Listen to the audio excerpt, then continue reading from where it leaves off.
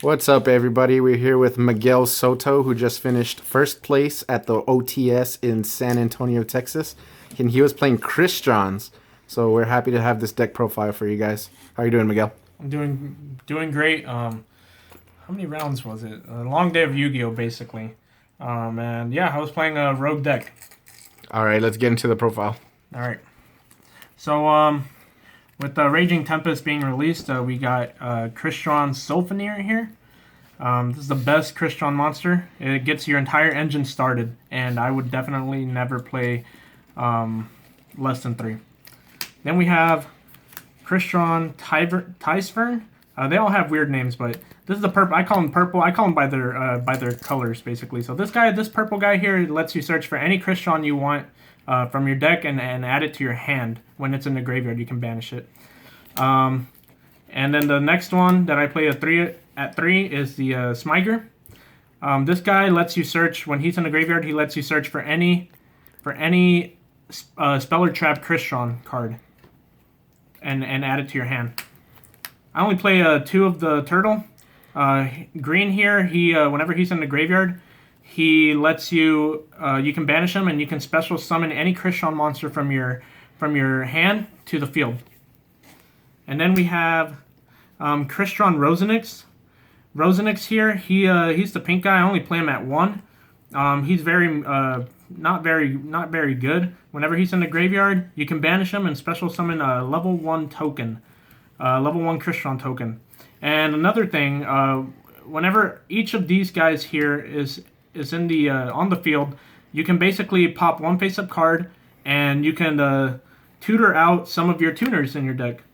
And we can tutor out Psytree. Psytree lets us special summon, lets us synchro summon during our opponent's turn with the monster in our graveyard. And Rion here. Oh, and the materials get banished immediately after you synchro summon. And Rion here lets us synchro on our opponent's main phase or battle phase with materials with cards in our graveyard, in our banish pile. Sorry.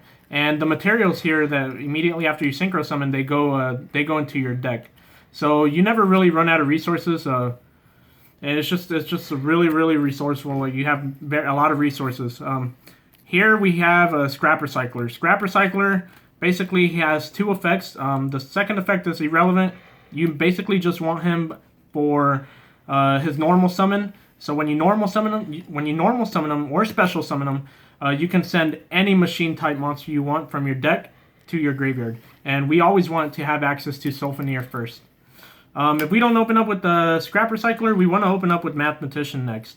Mathematician is another starter card, and it helps us get to Sulfonier because we can send the purple guy, and the purple guy can banish to add the yellow guy. And then we have Jet Synchron. Jet Synchron, basically because I play Axel Synchron in my extra deck. Best card of the format here, the best hand trap, hands down, is Maxi. And then I'm also playing a Kaiju engine here.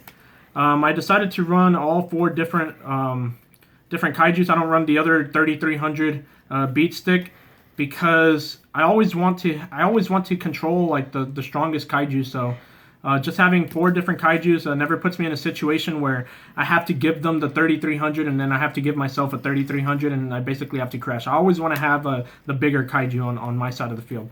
So that's it for the monster lineup. All right.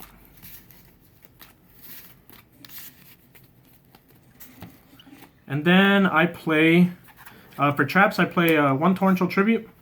Torrential Tribute is amazing, this format. Board wipes against Zodiacs, and they're done. I play a 1-dimensional barrier.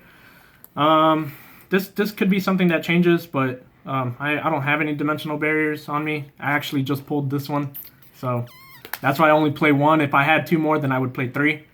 I play 1 Crystron entry. So Crystron entry has Crystron entry basically says its on-field trap effect is when you activate it, you can special summon 1 tuner from your graveyard and 1 tuner in your hand onto the field. And then it has a second effect. When it's in the graveyard, you can target one of your Crystron monsters, and you can banish it and then you Foolish Burial one Crystron from your deck to the graveyard that has a different level than the monster that you targeted, and then you change that monster's level on the field of the to the level of the monster that you sent to the graveyard. So this card can sometimes get you out of the brick. Then we have Crystron Impact. It's the best trap card. Basically, this card revives any banished monster in your banish pile. Any banished Crystron monster in your banish pile.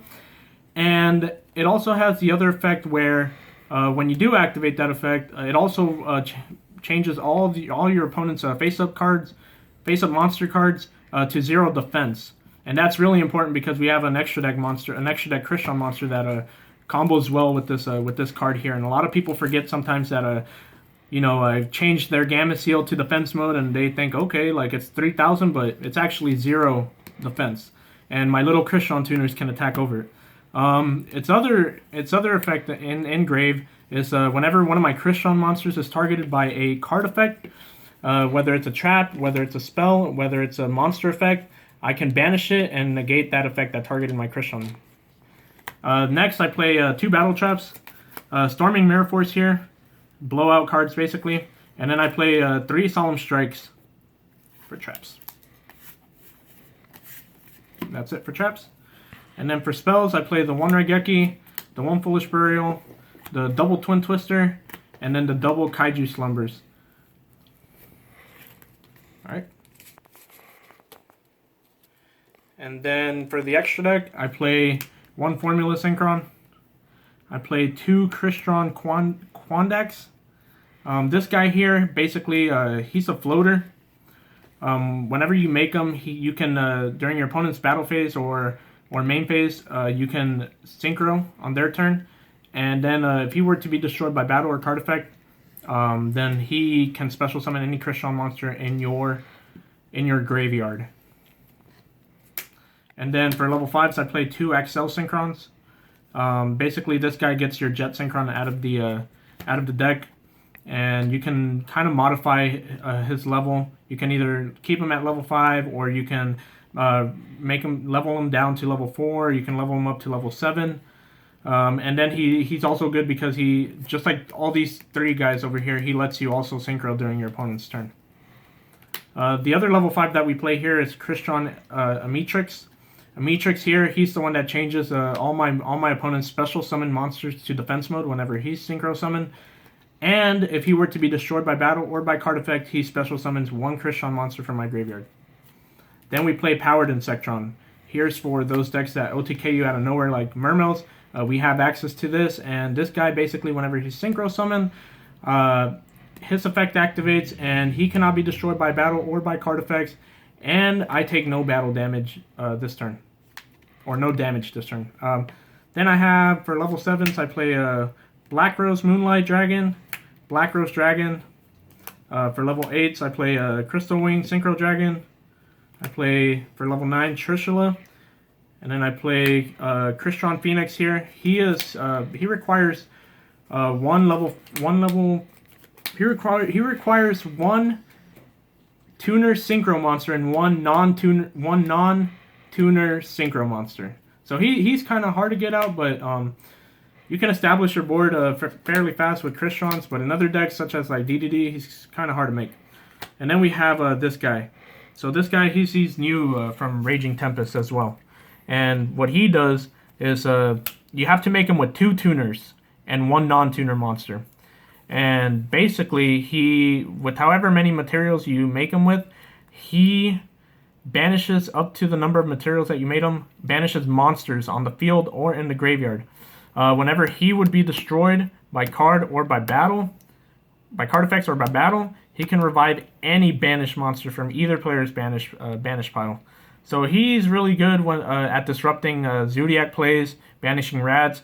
He's very good at disrupting the toads, banishing Ronin Toad and a Swap Frog.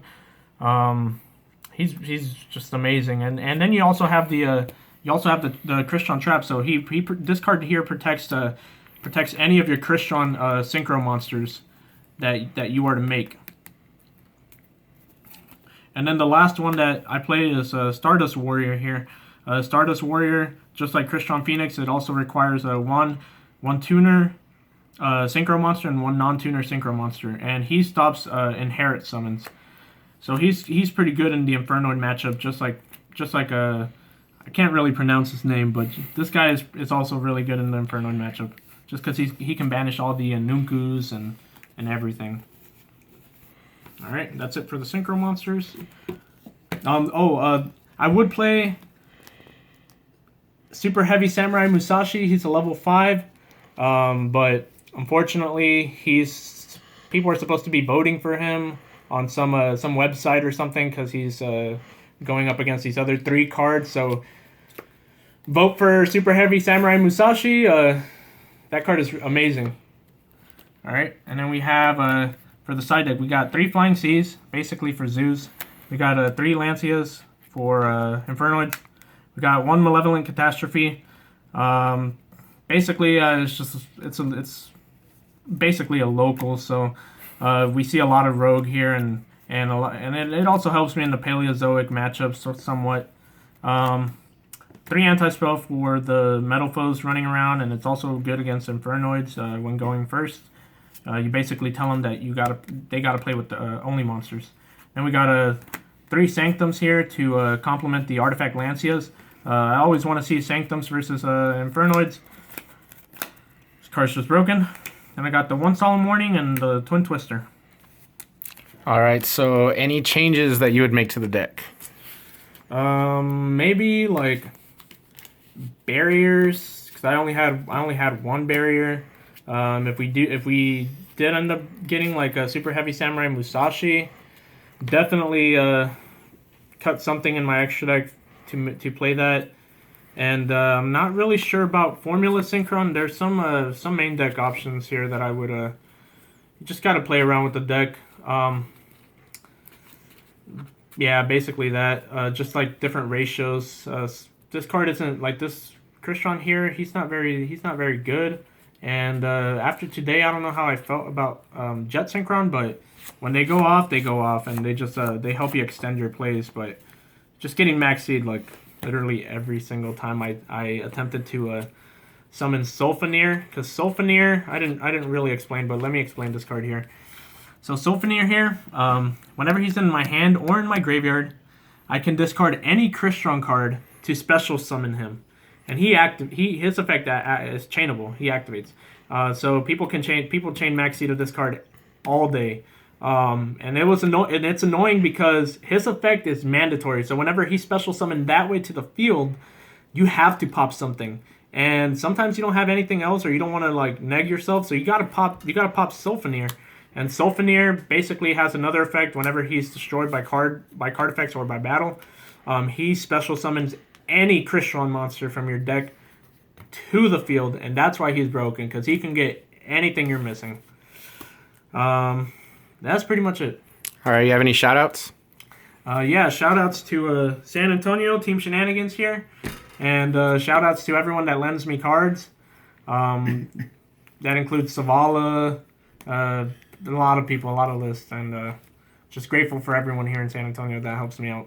All right, thanks, Miguel. I appreciate it.